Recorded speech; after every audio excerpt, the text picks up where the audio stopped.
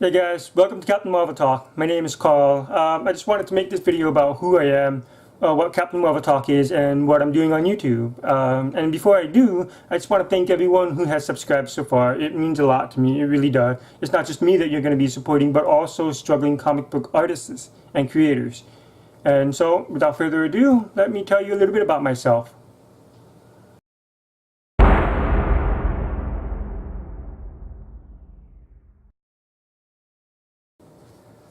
So what is Captain Marvel Talk?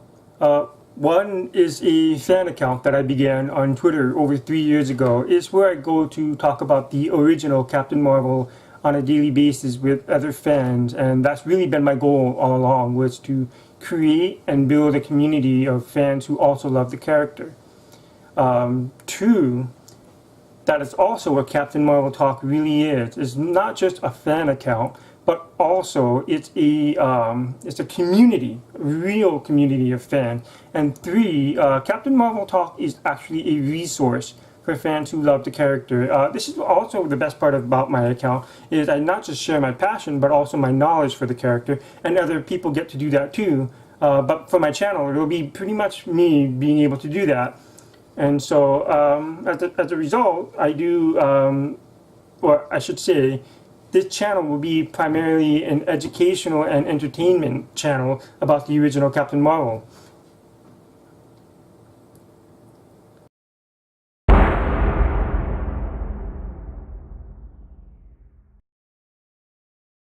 So why am I branching out to YouTube? Well, one, I want to continue building the community of Captain Marvel fans, and YouTube has an incredible platform for that. They have millions of people who come to YouTube every day and they talk about superheroes and watch videos about their favorite superheroes, and it's an incredible place to go and talk with other fans, and that's what I want to do. I want to tap into that audience. I want to build it.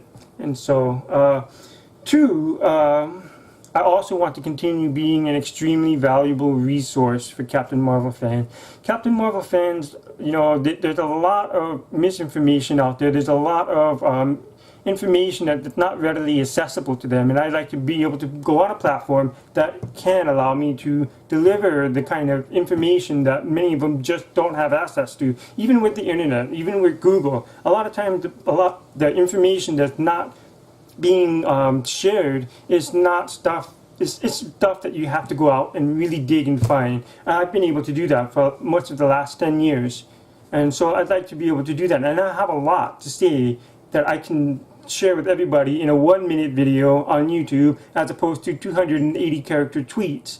And not to mention, YouTube offers the same level of interaction that I can get on Twitter with their comments section. And so I'm pretty sure I'll be covering many topics, and there's at one point or another. And so you can look forward to a lot of videos from me. Three, there's full disclosure. I will be monetizing this channel when I get the chance. We live in an incredible time where people get to monetize their hobbies or their passions, and they turn it into a career. And I want to be a part of that growing community of entrepreneurs who get to do that. And that's what really what I would like to do, is turn my passion into my favorite character into a career. But I want to give back. 20% of what I will earn through YouTube is going to go through the Comic Book Legal Defense Fund Hero Initiative, and they'll be splitting that. They'll take half of each, and the biggest reason for that is comic book creators oftentimes need help. They don't make that much money. They can't, for some reasons, many of them cannot afford basic medical care. There's a lot of times where they have to have a really expensive life-saving procedure and they can't afford it, or, you know, they have to go and raise monies on like a GoFundMe type of thing, and that's, to me, that's wrong. I want to be able to support them, and they have given me so much joy in my life that I want to give back. And if you watch many of these movies that we're getting today, they were built on the backs and the hard work of comic book creators who left behind a legacy. And in the even today's comic book creators, today they are leaving behind a legacy that made these characters so commercially viable and commercially attractive to make movies about, and they should be able to cash in on their hard work, and it's not right that they're not able to do that, so I would like to support them. And as a result, you will see that I'm going to have links in my description. You're going to see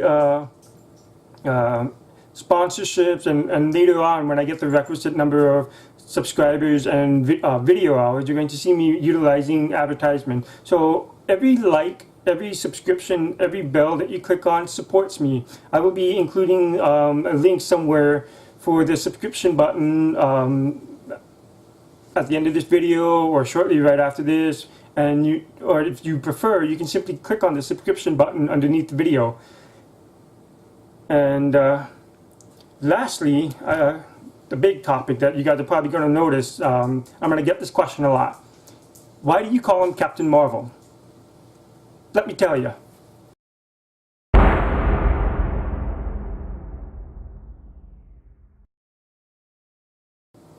One, as far as I'm concerned, Captain Marvel is the name of the superhero. Shazam is the name of the wizard. Two, I prefer the name Captain Marvel. It just sounds cooler as a superhero name. Shazam was actually a name created for a wizard using the naming conventions for wizards and other magical characters. And so think of Merlin or Gandalf, or as a more modern example, Dumbledore. And so Captain Marvel was created with the naming conventions of superheroes in mind. So think Superman, Wonder Woman, Captain Midnight, etc., and on and on. And so that brings me to three. Quite simply, I grew up with it. It's what I know and it's what I prefer. And four, this is the big one, it's mostly out of respect for Captain Marvel's original creators. C.C. Beck, before he passed away, he made it abundantly clear that the thing that mattered most to him was his work as a professional and what is said about him. And make no mistake, C.C. Beck left behind a legacy, and it's for that reason I felt that he's earned the respect, if not the right, to have his work and legacy honored. And so without C.C. Beck, the character that I know and love, Captain Marvel, would not be here today. And so to call the character Shazam, I feel would be disrespectful to him and his work and his legacy. And so if that wasn't enough of a reason for me, C.C. Beck and Bill Parker, Captain Marvel's other co-creator, he named Billy Batson and Captain Marvel after a World War I veteran, the original founder and publisher of Fawcett Publications. And so where I come from, I must honor that. To do otherwise would be very disrespectful to C.C. Beck, his work and his legacy. And yeah, they were honoring another person, another man, for his military background and for creating the publication for whom that they work for. And so to do otherwise would be disrespectful. And lastly, number five, a big reason I call him Captain Marvel is each time I do, I keep the name alive. The name's going to be around long after I'm gone. I just want to be one more voice to whom it meant something, and to pass it on to the next generation. And so, thanks for watching. As always, call down the lightning. Shazam!